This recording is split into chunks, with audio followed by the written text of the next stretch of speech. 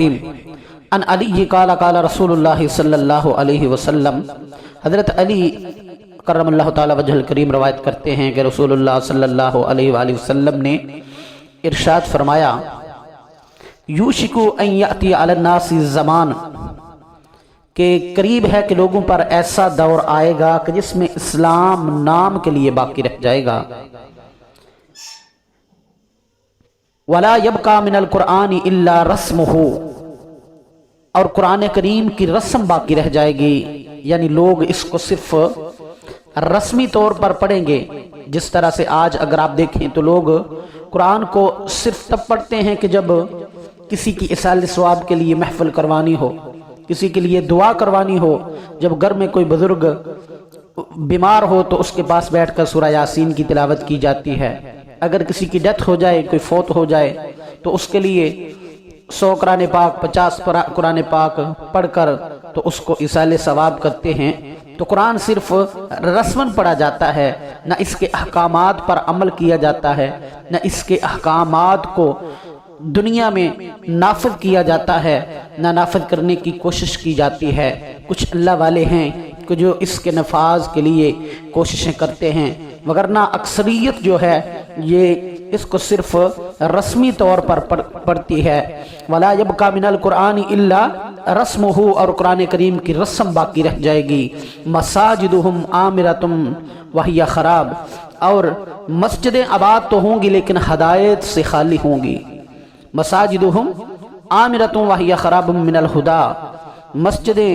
آباد ہوں گی لیکن ہدایت سے خالی ہوں گی۔ آج آپ دیکھیں کہ سال ہا سال سے نمازیں پڑھنے والا شخص جو ہے وہ بھی اسلام پر مکمل عمل پیرا نہیں ہوتا، وہ بھی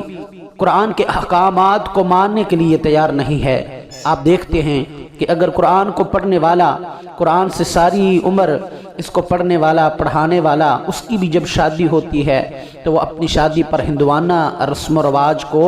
چھوڑتا نہیں ہے اور اپنی فضول قسم کی رسموں پر وہ سختی سے عمل کرتا ہے۔ اس لیے آقا دو عالم صلی اللہ علیہ وآلہ وسلم نے فرمایا کہ مساجدہم عامرۃ وہی خراب من الہدی، کہ مسجد آباد تو ہوں گی لیکن ہدایت سے خالی ہوں گی۔ علماءہم شر من تحت ادیم السماء، اور جو علماء ہوں گے آسمان کے نیچے بدترین مخلوق ہوں گے۔ ان من عندہم تخرج الفتنۃ وفیہم تعود، اور ان سے فتنے ظاہر ہوں گے اور وہ فتنے انہی پر لوٹیں گے۔ اس حدیث میں جن باتوں کی پیشگوئی کی گئی ہے، ان میں پہلی بات تو یہ ہے کہ ایک زمانہ ایسا آئے گا کہ لوگ بظاہر تو مسلمان ہوں گے لیکن مسلمانوں والے کام نہیں کریں گے۔ آج ہم اپنے کام دیکھیں تو سارے ایسے ہیں کہ جو کافروں والے کام ہیں، ہم ان سے ان کی معاشرت کے مطابق معاملات سیکھتے ہیں، ان کے جیسا لباس پہن کر ہم فخر کرتے ہیں، ان کے جیسا لائف سٹائل بنا کر ہم فخر محسوس کرتے ہیں، ان کی طرح اپنی شکل و صورت بنا کر ہمارے بچے فخر محسوس کرتے ہیں۔ تو آقا دو عالم صلی اللہ علیہ وآلہ وسلم نے فرمایا کہ مسلمان تو ہوں گے لیکن مسلمانوں والے کام نہیں کریں گے، اسلام کے اصولوں پر عمل کرنا چھوڑ دیں گے، اس طرح اسلام نام کا باقی رہ جائے گا۔ دوسری بات یہ ہے کہ قرآن پاک کو بھی لوگ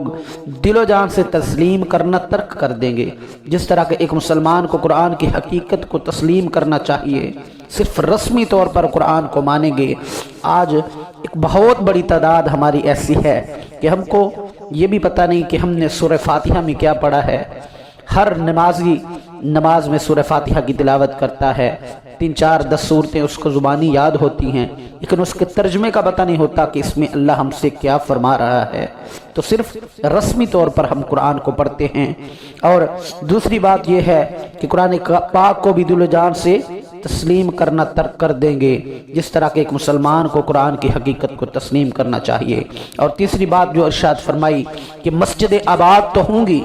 لیکن جس طرح مسجدوں سے لوگوں کو ہدایت ملنی چاہیے اس طرح ہدایت نہیں ملے گی۔ اور چوتھی بات یہ کہ قرب قیامت کے بعد علماء کا کردار اچھا نہ ہوگا، کیونکہ وہ ایسے کام کریں گے کہ جن سے معاشرہ میں فتنہ و فساد پیدا ہوگا۔ ایسے دور میں دل و جان سے اسلام کو مانتے ہوئے اس کے احکامات پر عمل کرنے کے لیے کوشاں رہنا چاہیے تاکہ اللہ راضی ہو۔ اور اس دور میں بھی جو شخص صحیح طور پر شریعت سے جڑا رہتا ہے، قرآن سے جڑا رہتا ہے اور اسلامی تعلیمات کے مطابق